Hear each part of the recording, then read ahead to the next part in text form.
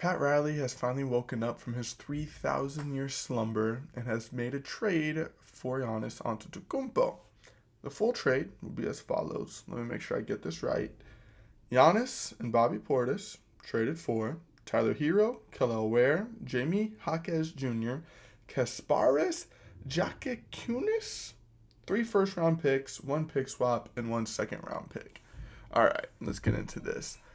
I think the Bucks won the trade. First instinct, first gut reaction is that I think the Bucks won. I kind of think they fleeced. That is obviously too far. Like that was my first true reaction. As I think they kind of fleeced. After thinking about it for about 7 seconds, that's wrong. And so I think they just won slightly. And if I think even a little bit more, I think it's just a win-win. I think it's a win-win when it comes to just like if this was just like a trade calculator.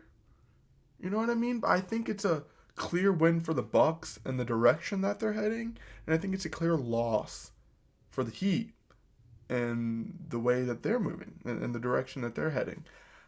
And I say all that because I don't think the Heat are ready to compete. They traded away their whole team. Bucks got a lot in that trade. I mean, Tyler Hero is no superstar. He's pretty damn good. He's a good all-star, borderline level player. He can show up in big moments. He's had some really good moments in like the play-in and whatnot. I think he has it in him on a better team to, be a good second or probably third option. He'd be a really good third option on the team that's actually trying to compete. Kel'el Ware, I think, is going to be a dog. I think that guy's actually could be all-star level as well if he is given the chance to, have a little bit more offensive freedom and be put in better positions for his skills. But I think he is a monster on the defensive end if he can finally kind of hit his perfect groove. I think he could be the closest thing to Wemby that's in the league. That was a weak-ass burp, but I wanted that to sound monstrous. All right. But I think Kel'el Ware could be a monster. I mean, I think he could be Rudy Gobert, Wemby-esque, just in the fact of, he's a 7'1", super athletic center who can move really well. Not many people that tall can move and kind of use his length in the best way. He uses his length in an athletic build to his advantage. That's really hard to do. He moves very fast. He can recover very quickly.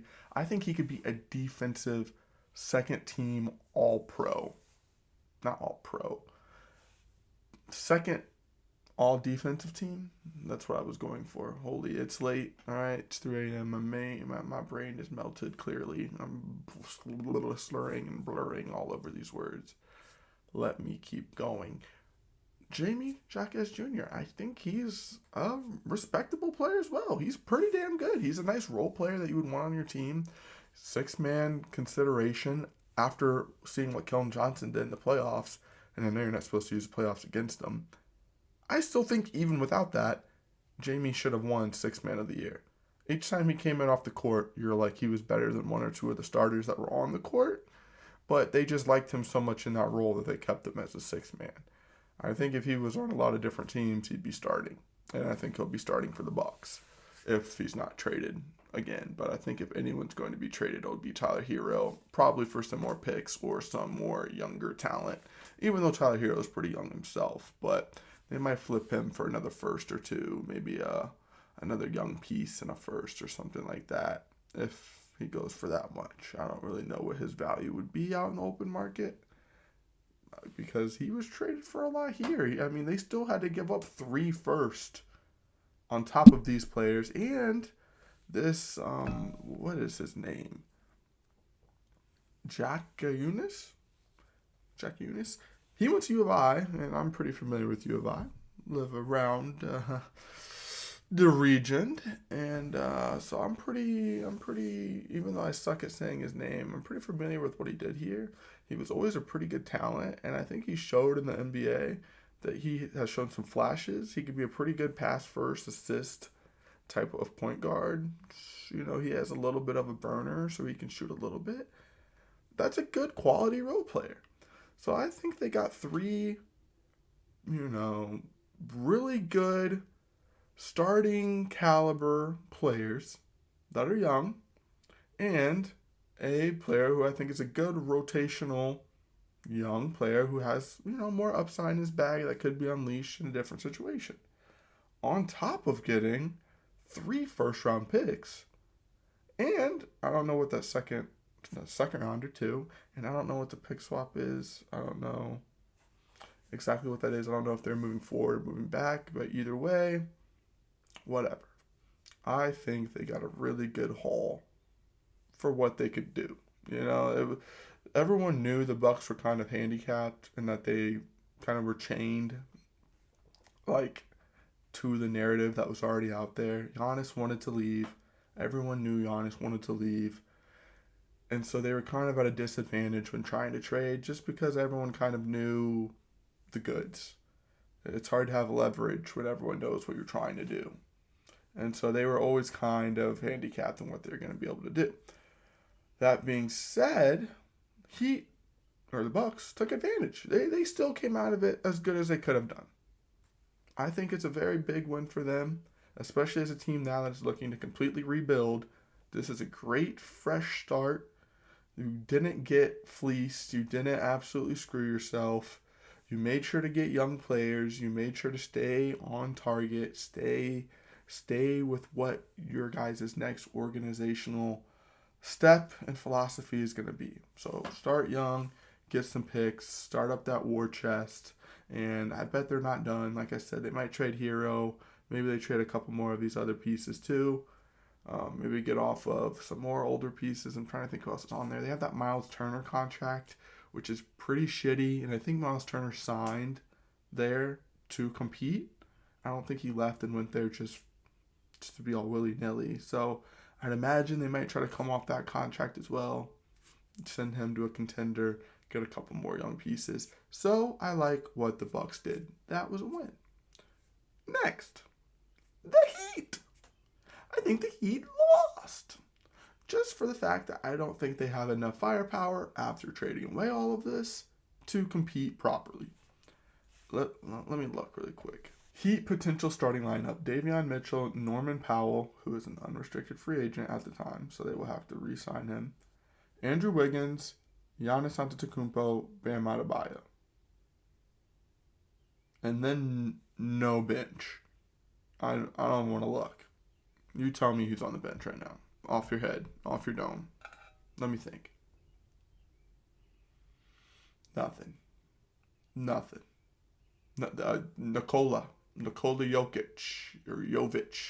Jovic. That's a piece. Let me look now. I can't think of anyone.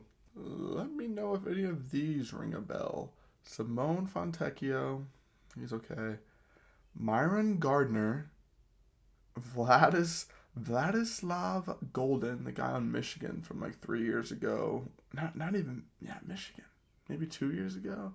He was the one who followed the coach from, I think it was FAU to Michigan.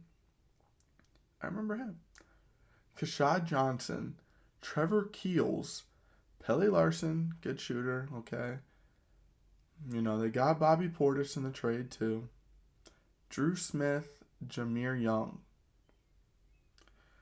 You're not winning a championship with that. I don't care how good Giannis is. I don't care how good the combination on defense of Giannis and Bam are. That team's not winning a championship. If we're going to talk about the starting lineup even, go back to that.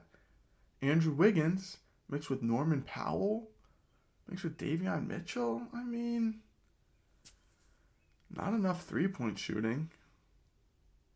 Not enough floor spacing. What do you do with that? I don't know. I don't think that team is insane. And Giannis himself is a player who is 31 years old. Let me see when this guy's birthday is. 31 years old, turning 32 in December, so a couple months after the season starts. So, not, mid-season he'll be turning 32. This is a guy who relies heavily on his athleticism. Heavily. Giannis is not really known for his handles. He's not really known for his pull-up jump shot. He's not really known for his shooting, 3-point or mid-range. He's not really known for his floaters. He takes them, he's decent at them. He's known for getting to the paint, forcing the hand of the defense, getting downhill. Those are his calling cards. Back to the basket a little bit, trying to jump over people. This is Giannis's game, and it's very athleticism heavy. Athleticism in his 7-foot body, 6'11" body, whatever. It's hard to rely on that turning 32, 33, 34, 35. That's not really a profile that you expect to upkeep this unnatural athleticism as he ages. Is it possible? Obviously. Is it something I'd want to bet my franchise on? Not really, especially when I had to give up so many of my young talent, so much of my future for a team that's not built to win right now. And like I said, for the Bucks, they might be trading some more. The Heat might be trading some more. But what do you trade now? You guys heard me list off that roster. I don't think there's anyone else that's like you're going to be able to trade anything good for. You can make some trades. You could try to figure it out. I don't think there's going to be anything that you're going to get in return that makes you super happy. I'd imagine that they're out of first. They don't have that many firsts left anymore. If they do, they're like in the year 2029. I don't know who the fuck wants those. So what do? This can't be the team that competes. The East is crazy. The West is crazy. This team isn't beating the Knicks. I don't care. They're not beating the Knicks. They're not beating the Pacers next year after they're healthy. They're not. Who else is out there, man? Like it's going to be a rough road. I don't think they're good enough. And the only thing that gives them an edge, the only possible way that this works, is because Eric Spoelstra is one of the best coaches in the NBA. He brings out the best in everyone. He makes dogs compete. He brings the dog out of any player. So they're always a little bit different in the playoffs just because of how he coaches. I don't know how he operates, but he's got those boys in a voodoo spell whenever they reach the playoffs. So that's their gift. That is their only chance. They will be very good at defense. Giannis and Bam back, front court is scary. You don't want to drive in on those dudes. Their defense will be their calling card. But I just don't think they have enough firepower. I don't think the team is built properly around Giannis. As it stands, hopefully they go out and get some shooters because that's the only way it's going to be able to work. You probably need to get off Andrew Wiggins. You probably need to get off Norman Powell if you can. I mean, it's just a really old team as well. It's really hard to play 82 games, go into the playoffs and compete. You need some young bodies mixed in during the regular season just to kind of, make everything work, fill some gaps, give some guys some rest. Norman Powell's 33. Wiggins, I have to imagine, is about 31, 30. Davion's good. He's a good young player. He's starting to get better at the offensive end. So hopefully he can make the next step because he's going to have to. If they have any chance, he's got to pick a big offensive kind of floor spacing 3-point specialist type of role. And he's a dog at defense too. So the defense will be very good.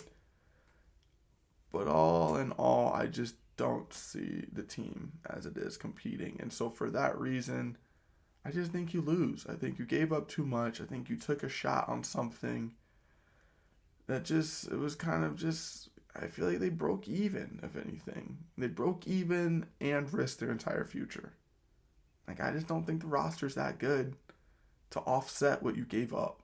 And so you're entering a win now type of situation, but you're not ready to win now. Rather than the Bucks are setting themselves up for the future, buying all in on youth, buying all in on future picks, and this fit them very well. So if we're going to grade it on a scale of fitting the team, I'm going to give you a nice C- because he's still got the best player in the pick. He's still the best player in the trade.